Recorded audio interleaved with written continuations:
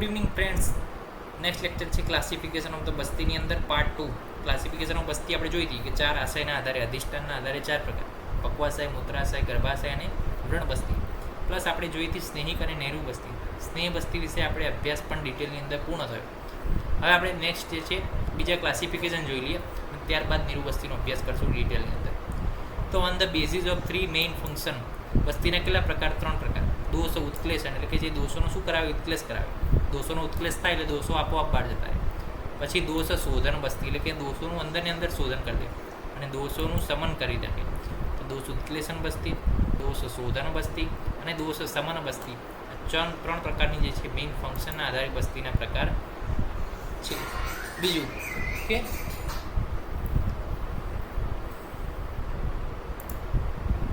તો હવે આપણે ટાઈપ છે on the basis of nature of બસ્તી દ્રવ્ય, એટલે કે બસ્તીની અંદર કેવું દ્રવ્ય વાપર્યું છે આપણે એના આધારે બસ્તીના 3 પ્રકાર છે: મૃદુ, મધ્ય અને તીક્ષ્ણ.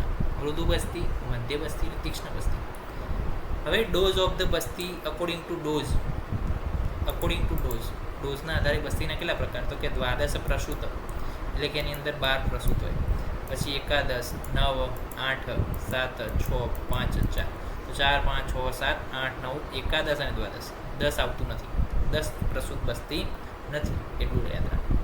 4, 5, 6, 7, 8, 9, 11, 12 પ્રસૂત બસ્તી. એ પ્રકારે યાદ રાખશો. On basis of chief drug એટલે કે એની અંદર મુખ્ય ઔષધ કઈ વપરાય છે એના આધારે બસ્તીના ટાઈપ છે. એટલે કે જો ક્ષીર બસ્તી એટલે કે એની અંદર દૂધ વધારે છે. મધુ તૈલિક એની અંદર વધારે હોય તો મધુ તૈલિક બસ્તી.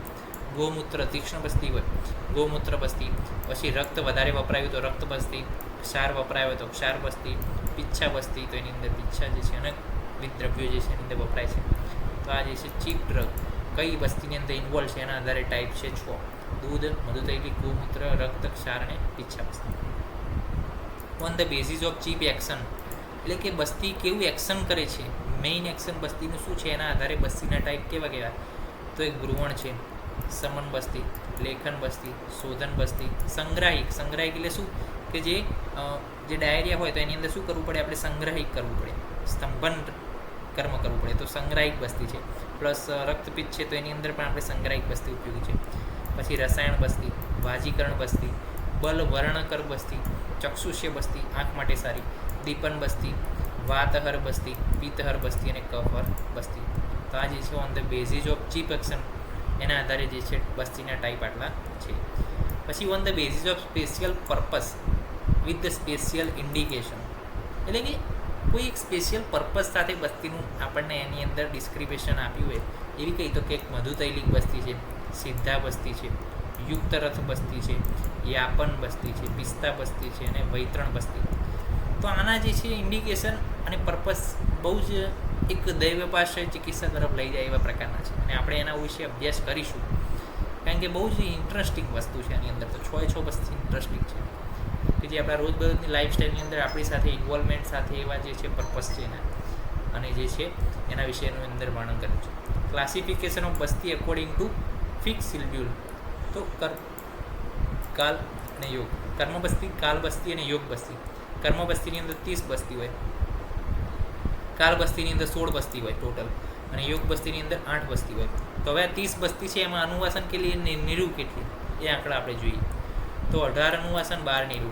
તો એની અંદર જો આ એક તો કોમન રહેશે, એક અનુવાસન બધામાં કોમન રહેશે. વચ્ચે આપણે 12ને યાદ રાખવાના છે અત્યારે. કોને યાદ રાખવાના? 12. તો 12 નિરુ અને 12 અનુવાસન. પછી કેટલા વધ્યા? 12 ને 1 13 તો થઈ ગયા, 13 થઈ ગયા. ઓકે ને આ 12 આવી ગયા. 13 ને 12, 12 તો 24 ને 25 થયા. તો કેટલા વધ્યા? 5. તો આપણે ખાલી આને યાદ રાખવાનું છે. કોને યાદ રાખવાનું છે? આને યાદ રાખવાનું કે 12. ઓકે, કર્મમાં 12 વચ્ચે આવશે. પછી આવી ગયો કર્મમાં 12 આવશે. પછી એમાં કાલમાં જે છે વચ્ચે 6 આવશે અને યોગમાં જે છે 3 આવશે. કર્મ બસ્તી શું છે? દર્દીને સારું બળ ધરાવે છે જે જ્યાં રોગની સિવિયરિટી વધારે પ્રમાણમાં છે ત્યાં અપાય છે. કારણ કે વધારે ડોઝ ક્યાં અપાય? જ્યાં સિવિયરિટી વધારે હોય, જ્યાં રોગીનું બળ વધારે હોય ત્યાં અપાય. દર્દીનું બળ સારું હોય તો કર્મ બસ્તી અપાય. ઇન્ડિકેશન શું છે? વ્યક્તિ કે જેમાં દોષો ધીમે ધીમે સંચય પામ્યા છે, ઊંડા સુધી સંચય પામ્યા છે, વાત પ્રધાન છે, બસ્તી સાધ્ય વ્યાધિ છે અને જે વ્યક્તિ લાંબી ચિકિત્સાને શું કરી શકે છે? એફોર્ડેબલ છે, લાંબી ચિકિત્સા સહી શકે છે. As a financially, as a mentally, as a physically, દરેક રીતે એને જ આપણે કર્મ વસ્તી આપવી જોઈએ. પછી આવે છે બીજી કાલ બસ્તી, એની અંદર 16 બસ્તી છે ટોટલ. કર્મમાં કેટલી હતી 30, તો એની અડધી કાલમાં કેટલી આવી 15 આવી જોઈએ, એના બદલે કેટલી આવી 16 આવી. એવી રીતે યાદ રાખશું.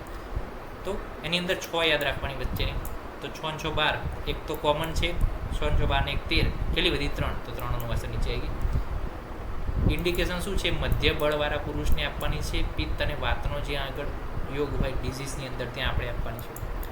યોગ બસ્તી જે છે એની અંદર 8 યાદ રાખવાની. તો હવે જુઓ, કર્મ બસ્તી કેટલી હતી 30, કાલ બસ્તી કેટલી આવી 16 ના બદલે 15 આવી કે 16 આવી, ચલો 16, તો 16 ના અડધા કેટલા આવે યોગ બસ્તીમાં 8, તો 8 બસ્તી આવી.